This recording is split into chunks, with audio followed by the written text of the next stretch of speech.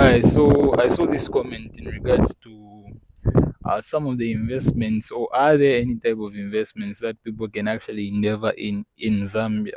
Well, most people think it's really hard to invest in Zambia, but there's actually quite a lot of things that you can do to actually invest your money. For example, you can go into farming.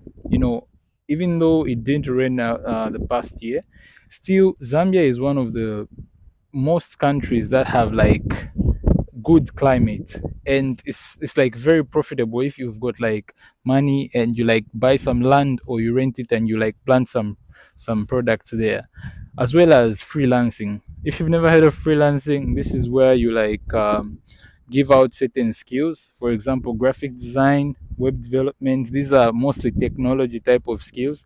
You give you give these skills to people that are needing, for example, posters, designs that need a website, so you can offer those skills. But apart from that, you can also do real estate. So, for example, flipping houses, and just this is overall about sales. Even if you don't have a lot of money for actually buying the land, you could actually just sell land on behalf of people and get commission. So how you would invest in this one is that maybe you would pay for marketing campaigns and many other more.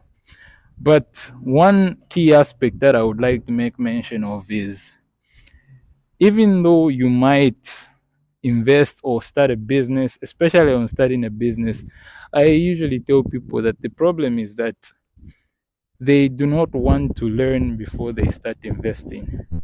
Now, what do I mean by they do not want to learn? Well, I don't mean any type of knowledge like the one you might get in school.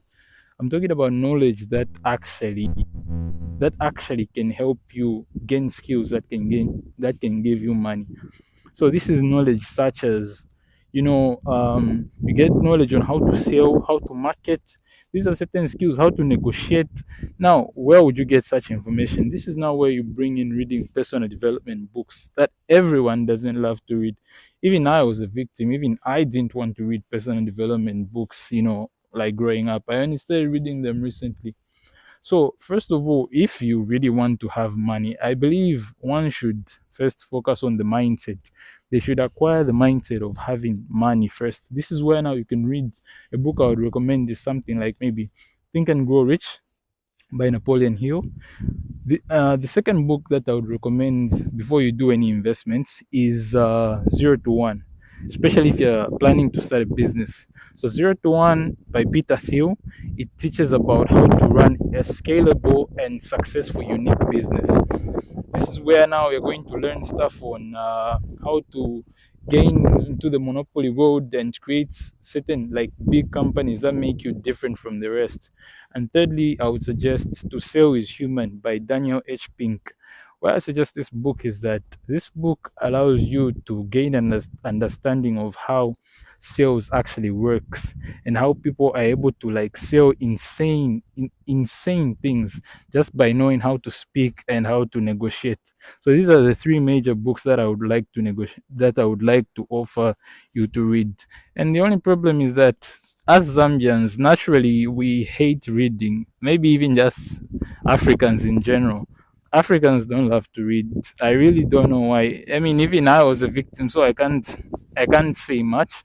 But overall, that's just the case. All we need is just like to gain knowledge on how people that run these successful businesses and investments actually do it. Because this is what you call specialized knowledge. You can't do it unless you know exactly what they are doing.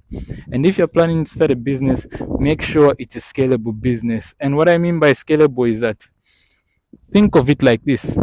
If you're planning to start a business, ask yourself one question: am I going to do this business for over 10 years?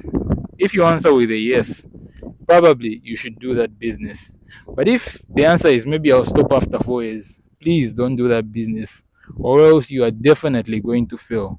So, this was simply my short advice to you guys, everyone who's watching, and thank you so much. And one last thing is that the only difference between you and someone successful is that they know something that you don't.